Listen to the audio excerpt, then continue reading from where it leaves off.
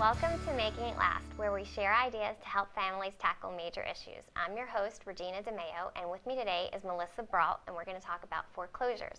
Thank you so much for being here, Melissa. My pleasure. So it's so sad that we have to talk about this, but it's a big issue in Montgomery County and really across the country.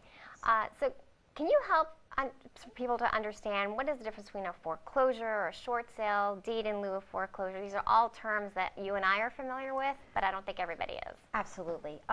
So when we have a homeowner, okay, who is unable to make their mortgage payments for whatever hardship reason, okay, a short sale is when you're working with the bank, okay, to sell your home at fair market value or very close to fair market value. Okay, so that is an alternative to foreclosure. Okay, you're getting a contract. It's an arm's length transaction with a buyer in the open market for fair market value. But it's less than what you owe the bank. Yes. A short sale, by definition, is just when you go to closing as the seller, you're short paying back the bank. That's what a short sale is. Okay. And having an attorney, we negotiate with the bank as to what is going to be done with the deficiency, the balance, the shortfall that's hitting the bank, and trying to stave off foreclosure to give the homeowner time to get a contract and to have the short sale approved, have the bank review the short sale package, and get to closing. Okay. Ultimately get to closing. A foreclosure, there are either no times or very few times when a foreclosure is in your best interest. A foreclosure means you're simply walking away. And the bank is going to, at some point, set a foreclosure sale date, and your home is going to be sold at auction. If nobody purchases the home at auction, the bank is going to have to buy it back. And unfortunately, under a foreclosure situation, okay, the bank had a secured interest against you, they foreclosed on your home, you still owe them all the money. And so they can garnish your wages, they can go into your bank accounts, they can attach a lien to another property that you own to try to recoup as much of the loss, because at an auction they're going to get pennies for the dollar. Right. Or they have to buy the home back, and which means that they have now not gotten any money for the home. A deed in lieu is a deed in lieu of foreclosure. You're actually giving the bank the deed to your home back to them. Okay. That seems like the easiest. Unfortunately, it shows up on your credit as a foreclosure. Oh. Okay. And the other problem with the deed in lieu of foreclosure is you need to make sure that whatever you're getting from the bank is in writing, so they cannot come after you for the deficiency. In a short sale, okay, you're going to have a short sale approval letter. If you have one mortgage, it's going to be one letter. If it's two mortgages, it's going to be two letters. And the terms are going to be set forth very explicitly as to whether or not the bank is forgiving the deficiency, or if the bank is, you're entering a promissory note for the deficiency. And so it's much more specific. And it's only on your credit 3 years. A short sale. So it's a much smaller hit to your credit. Wow. And when you are looking to purchase another home and you're filling out a credit application, you know, I just did one a couple of months ago, okay, and one of the questions is, did you ever do a foreclosure? Did you ever do a deed in lieu? They don't ask you if you ever did a short sale. Interesting. Okay, so it's because you're really, you're doing the best that you can possibly do. If you can't bring the entire shortfall to closing, you're at least getting the bank fair market value for the property. So you're getting the bank is going to recoup as much as they possibly can in this market. That makes sense. So does the bank decide which one you're going to fall under, or does the homeowner decides? Okay. And sometimes by not deciding, you limit your options. Okay, you need to decide, I want to short sale my property.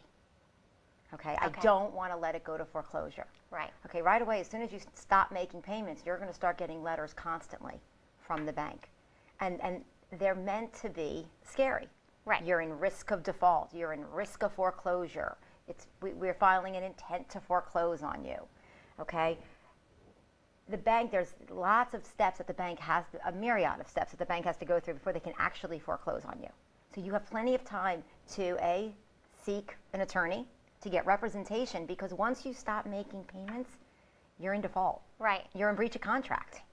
And I understand from the hundreds of people that I see that there are, you know, just so many situations where people simply cannot pay. So it's not a matter of, you know, putting the blame. It's just a matter of, you're in breach of contract.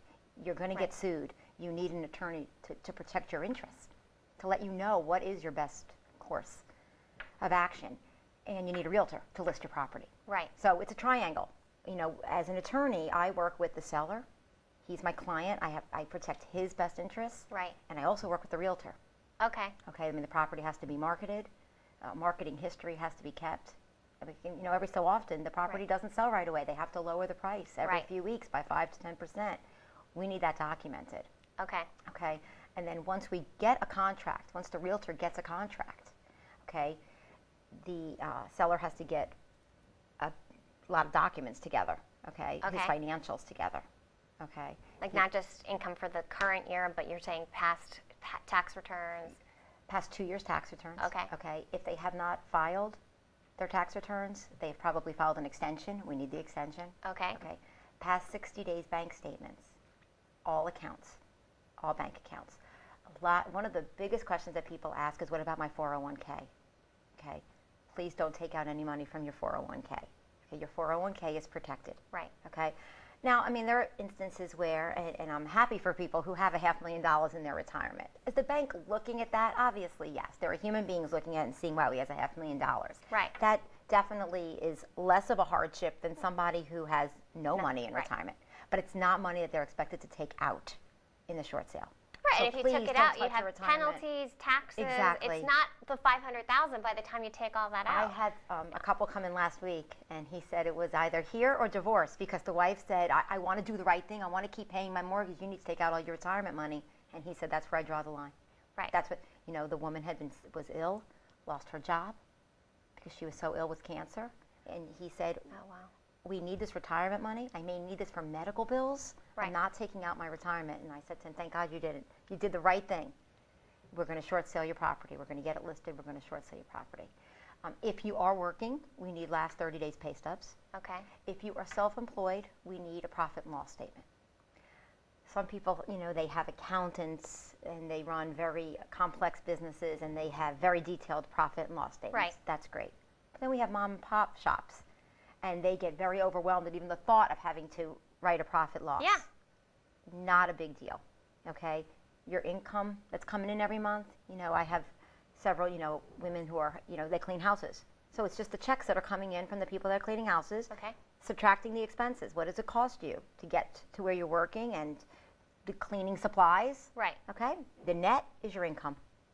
Nice and simple. And everything that's handed over to me, I review before it goes to the bank. And then a hardship letter. Okay. So what's a hardship letter? Okay? It's important. It's your story.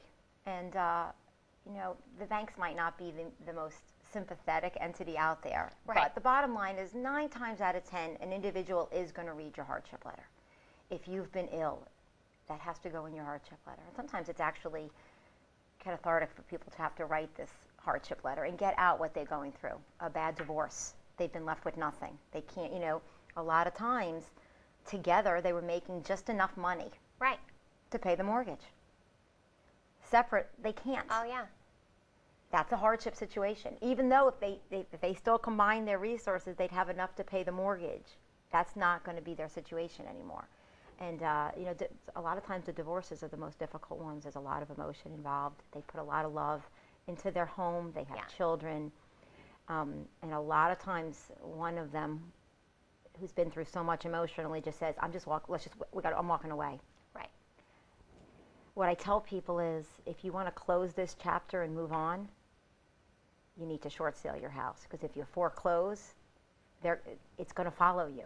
Right. And it's very hard to make a clean break when you still owe all this money to the banks.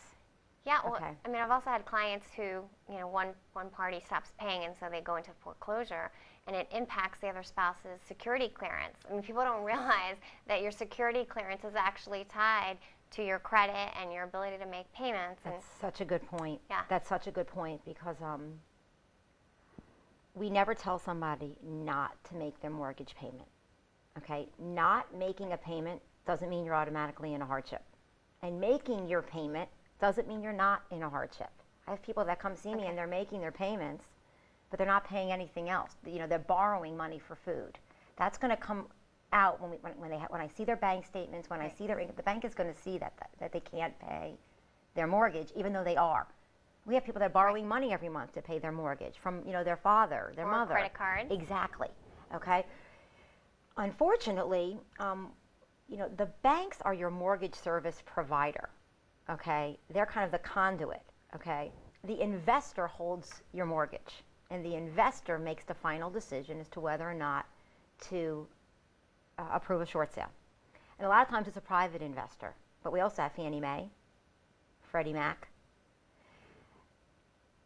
With Fannie Mae and Freddie Mac, you have to be in default to have a short sale approved. And this is a real burden for people. Oh, so that's why I've heard rumors, oh, you need to stop paying the mortgage before they'll even And I talk tell to you. people, I can't tell you to not pay your mortgage. However, Fannie Mae and Freddie Mac are not going to look at, not going to approve your short sale unless you're in default. This creates an incredible hardship on people who have security clearance. Right. Okay. They just passed. Now, it's not a law, it's a guideline, but it's going to be implemented November 1st, 2012. I mean, this is huge. Fannie Mae and Freddie Mac will be reviewing short sales. You do not have to be in default. Starting November 1st. Okay, that's great. And because it's a balancing act with people that have Fannie Mae and Freddie Mac, where they don't want to go into default right away when the house is listed. Because what if it takes 6 months to get an offer? Right. The foreclosure timeline continues as soon as you stop paying your mortgage, even if you're trying to short sale your property. Okay? So what I always tell people is, you know, it's like a balancing act. You know, when it looks like we're starting to get interest in your home, you may have to think about whether or not you're going to get ready to do a short sale, which means for Fannie Mae and Freddie Mac, you're going to have to stop paying your mortgage. What if the buyer then walks? You're now in default, you're facing foreclosure because you really had to. Right. So then now do you start paying? Do you get current again? And then the timeline starts all over to get in default. So I'm thrilled to hear that starting November 1st in Fannie Mae and Freddie Mac, you don't have to be in default. No, that's great news. And I have to say the great majority of people, this is kind of a non-issue because they have no money to pay their mortgage. So they're in default. Right. You know, most of the people that we see, they're not having a conversation with me, should I stop paying? I'm facing foreclosure. Okay. But there is a small percentage of people in the divorce situation, in relocation situation. Oh, I didn't think about that. Yeah. And you can have a relocation situation, and they have security clearance, and in order to move for their job, they have to go into default, and then they might lose their... Right. Yeah, it's like a catch-22. It really is. Yeah. So we're thrilled about the new guidelines coming out. That's great. We're going to take a little short break, if that's okay? Sure. And then we'll be right back. I'm home, and I love it. I'm home, where I belong. It's always nice to come home, but many Americans are at risk of foreclosure and losing their homes. Making home affordable from the U.S. government has already helped over 1 million struggling homeowners like these. The sooner you act, the better chance we can help you.